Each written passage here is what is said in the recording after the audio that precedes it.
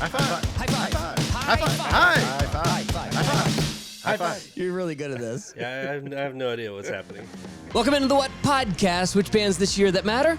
Over the years, we have talked to countless bands, artists, and festival goers. Every now and then, we like to take a look back at some of the best moments of the What Podcast, 5 or so minutes, in what we call, cleverly, a high five.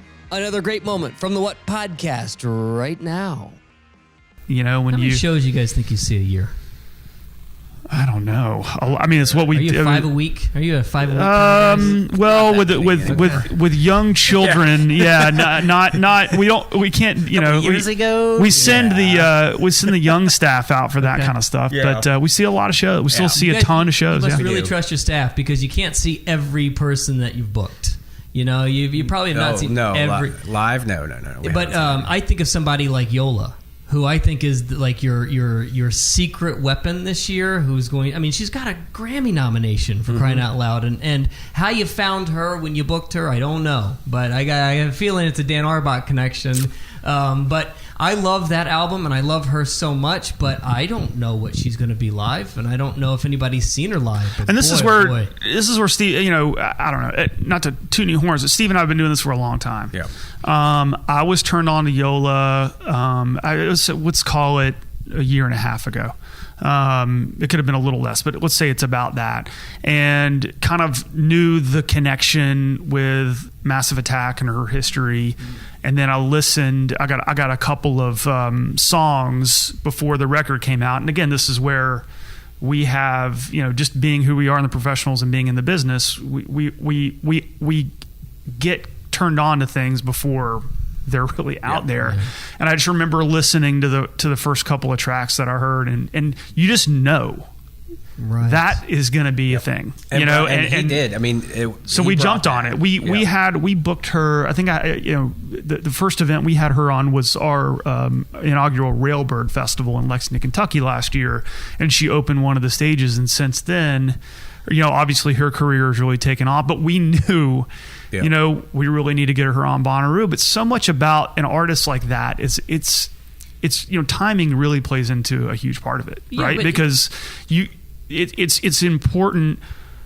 I don't know what kind of cycle we're on. There's so many bands to book in any given year, and really, if you think about it, like if you're an artist that's breaking, what's the opportunity that you have at Bonnaroo? It's really, you almost have like one shot at it, right? Because if we book you and it isn't the right time in your career, or we don't, you know, or it's not the right slot or look or whatever it may be, then the opportunity to come back is, what are we, 5 years, 4 years, 5 years, 3? It depends on the artist and what happens in their career, but we're not really repeating an artist very regularly. It's hard. Ones that you do, but the ones that you do, like, you guys can go through and probably really take some pride in the amount of artists that you think you probably broke. Started small. Sure. I mean, I can go off the list here. I mean, I think you broke the Alabama Shakes. I mean, I think you broke the Black Keys. Banks, put her on a look that she hasn't had since. So I don't know that we're breaking any. Like, I'm just like, I hear that, and I feel like I don't know that that's the right word. Yeah, we have the opportunity with a great look, with a great really music head audience, but I don't know that we're breaking. Yeah, exactly. I mean, I think it's more, especially in the southeastern region. It's like it's very valuable to help, you know, build awareness, and we've definitely, like, that's not lost on us or anyone else. But break is not the right word. But we've also been. I think a lot of that also speaks to just being like engaged and being like, you know, I was actually.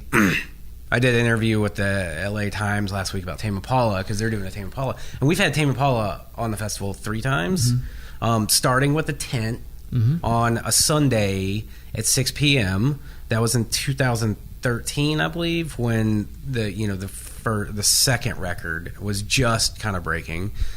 They came back in 2016 and did the late night set on Second Stage, which you referenced earlier, and now they're headlining. So, we didn't break Tame Impala, but we knew that Tame Impala was a great band, and we, but I bet there are a bunch of artists that really, really thank you a lot. We provide an opportunity. But I think one of there's a couple of things you're missing though, right? Because we're just one part of it. Yeah. Because we book a band and give them an opportunity at Bonnaroo, that isn't the end of the story, right? To me, there's two other huge factors there. One, the artist still has to come out and perform and put on an amazing show. But then the number one thing, the reason why we get so excited to book the undercard and the early slots at Bonnaroo is because it doesn't matter if we book a band early in a 10 or on the Who stage or whatever, if nobody shows up to see them. Yeah. And that's why Bonnaroo is the best festival in the world, because our audience shows up to every show, because it gives us the confidence, as it really allows us to be curators and tastemakers and say, hey, we really think you are going to be turned on by this. Yeah.